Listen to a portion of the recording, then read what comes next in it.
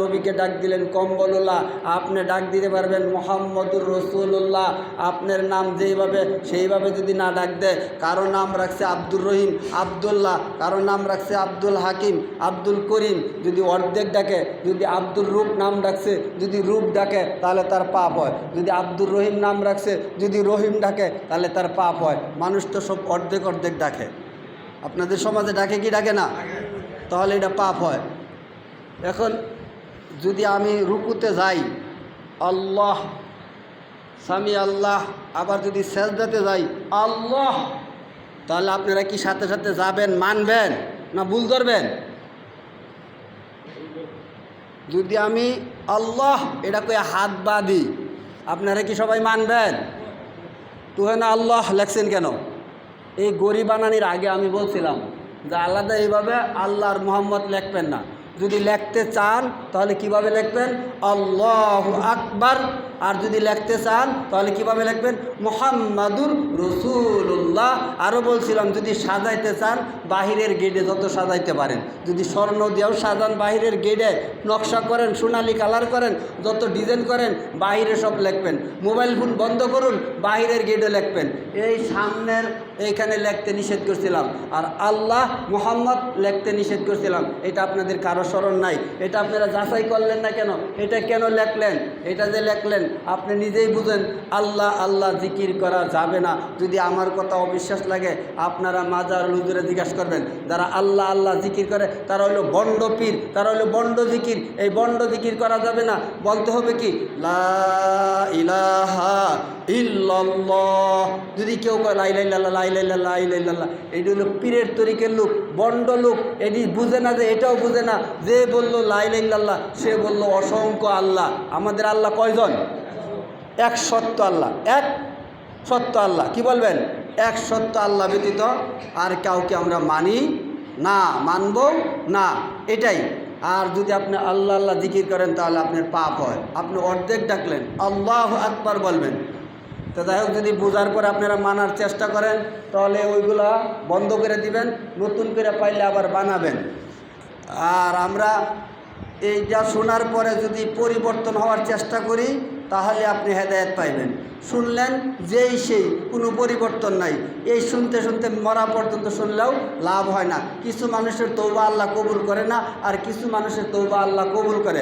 যারা শোনার পরে ভুল স্বীকার করে, মাপ চায়, ক্ষমা চায়, তাদের তওবা আল্লাহ কবুল করে।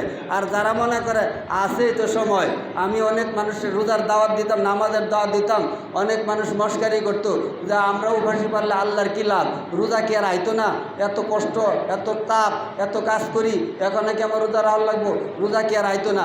এরা আর রোজা করতে পারে না, অসুস্থ হয়ে গেছে। তো মস্কারি করতে নয়, হাদিস কুরআন শোনার পরে সাথে সাথে তওবা করবেন, তাহলে আল্লাহ ক্ষমা করব। আর যদি মস্কারি করেন ওখানে কী হয়েছে, ওখানে কি হজের সময় হয়েছে, আরও যাক সময় পরে হজ করবার যাবো, আপনার বাঁচার কি গ্যারান্টি আছে? বাঁচার কোনো গ্যারান্টি নাই। আপনি হজের সময় হওয়ার সাথে সাথে হজ করবেন। হজের সময় কখন হয়? একজন মানুষ 40 দিন তার বাড়িতে স্ত্রী পুত্র খাওয়ার ব্যবস্থার আছে, আর হজ করার আশা এবং যাওয়ার খরচ আছে, তার উপরে হজ খরচ। সহজে বুঝাইলাম, ওই আপনাদের সহজে বুঝাইলাম। যার হজ করার আশার এবং যাওয়ার খরচ আছে, আর 40 দিন হজ করতে লাগবো, তার স্ত্রী পুত্র খাওয়ার কোনো সমস্যা হইতে পারে না, তার জন্যই হজ খরচ। তো এখন হজ ফরজ এসে আপনি কইলেন যে যাক আর একটু পরে যাই, পরে পরে করতে করতে অসুস্থ হয়ে যা, আর যাইতে পারে না, বুড়া হয়ে যা, আর যাইতে পারে না। যুবক অবস্থায় হজ করতে হয়, যুবক অবস্থায় ইবাদত করতে হয়, যুবকের তওবা কবুল করে। আর যখন উত্তর শিয়ারি করে শুয়াইয়া ইমাম ডাক্কে নেও তওবা করে, তার তওবা কবুল হয় না। তার তওবা কবুল হয় যে ভুল করার সাথে সাথেই তওবা করে, আস্তাগফিরুল্লাহ পরে আল্লাহ ভুল করছি, আল্লাহ আর ভুল করব না, তার তওবা কবুল হয়। কীরকম কবুল হয়? বনি ইসরাইলের পয়গম্বর যেরকম নিষ্পাপ, একজন যুবক ভুলবশত অন্যায় করে, আমিও অন্যায় করতে পারি, আপনিও অন্যায় করতে পারেন। ভুলবশত অন্যায় করার পর সাথে সাথে যদি আপনি ভুলটা টের পান যে আমি ভুল করছি, যদি আপনি সাথে সাথে তওবা করেন, আপনার তওবা আল্লাহ কেমন কবুল করেন? তওবা করদম শিগায়ে পয়গম্বরি অক্তে পীরে গর্গে জালেম মিশায়ে পরহেজগারি। জোয়ান বয়সে যুবক বয়সে ক্ষমতা থাকতে যে ব্যক্তি তওবা করে ওই ব্যক্তিকে বনি ইসরায়েলের পয়গম্বরের সমতুল্য করে দেয়। বলি সুবহানাল্লাহ। সুবহানাল্লাহ আমার মনে হয় না যে ব্যক্তি কইছে। আরে ভাই, একবার সুবহানাল্লাহ কইলে কি হয় আপনি জানেন? আপনি তো এটা জানেন না। গোল কইলে কি হয় এটা আপনি জানেন?